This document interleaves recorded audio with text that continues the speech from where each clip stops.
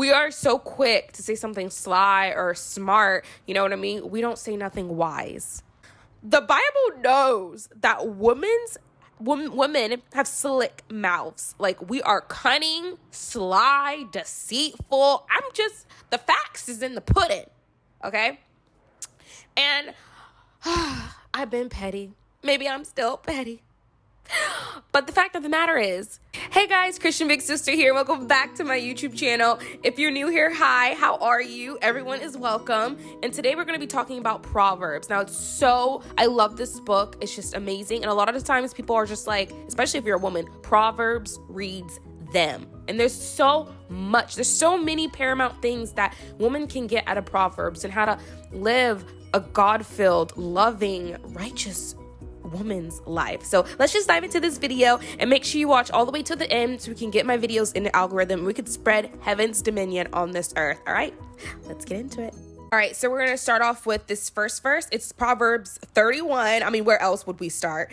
And it's the verse 8 and 9. So open thy mouth for the dumb in the cause of all such as are appointed to destruction. Open thy mouth, judge righteously, and plead the cause of the poor and needy, right? So that was the King James Version, and this is the Christian Standard Version. Speak up for those who have no voice. For the justice of all who are disposed, speak up, judge righteously, and defend the cause of the oppressed and needy, right? God calls us to speak up for people who don't have a voice. So, the children, what's going on in this world. We need to speak up. When we see wickedness, it doesn't even have to be a specific subject, but when we see wickedness, speak out against it. Right? Because if you're not speaking out against it, if you're staying silent, then it's almost like you're for it, right? And you got to let people know you're for God.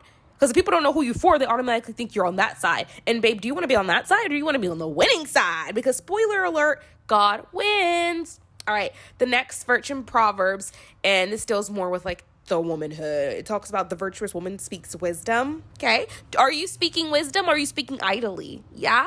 Okay. So Proverbs 31 verse 26. She opened her mouth with wisdom, and in her tongue is the law of kindness.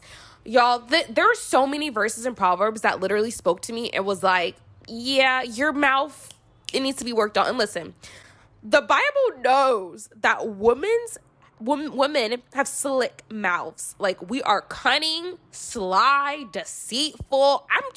The facts is in the pudding, okay? And I've been petty. Maybe I'm still petty.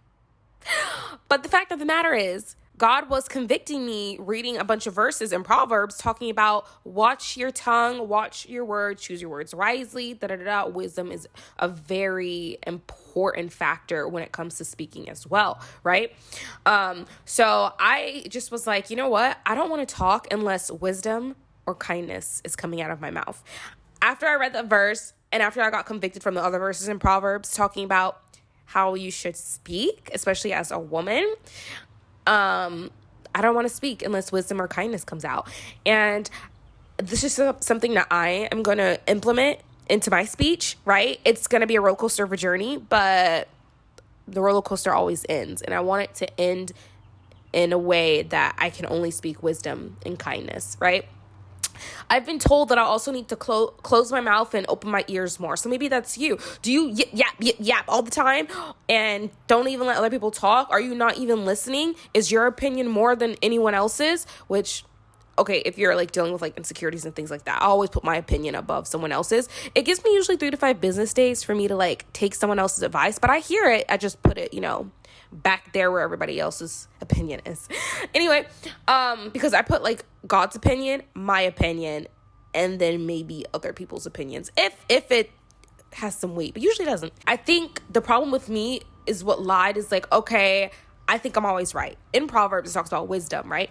And one of the key things to wisdom is that you could always gain more wisdom, right? If you think you're always right, you think you don't need to learn anything else, right? And that was a problem with me because it's just like, I think I'm always right. And it's I think that, but honestly, deep down, I know I'm not always right. You know what I mean? But maybe it's like a coping mechanism or maybe it's a confident mechanism. But once you find Jesus Christ, it's like you don't have to be right.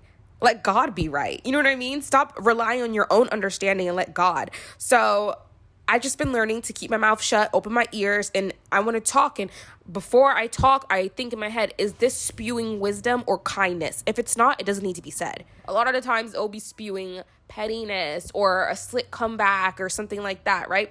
We are so quick to say something sly or smart, you know what I mean? We don't say nothing wise. And that's what God's calling us to do. And kind, right? I'm not saying to be nice, because to me, nice is a negative connotation. Nice people get walked all over on, okay? Anyone can be nice, right? Serial killers are nice, okay? But you're kind, and that's through your actions. And that's what matters.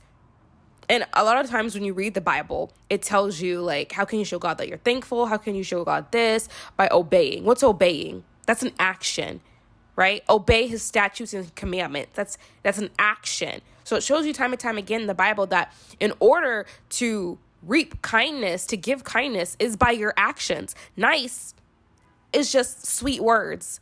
God was calling me to talk about it because it's just very paramount and it's relevant to my life, and it may be relevant to your life as well. And this may be what you've been praying to hear. And lo and behold, God has blessed me to speak about it, and hopefully you have ears to hear and eyes to see. And I hope maybe you can implement these in your life and see how these 2 Bible verses can just elevate your life better on a way to serve God, right? Make sure you like my videos so we can get my videos in the algorithm, so we can help spread heaven's kingdom on this earth. Make sure you comment what you need to work on, especially with your mouth. Are you slick? Are you petty? Are you a liar? Are you quick to lie? You know what I mean?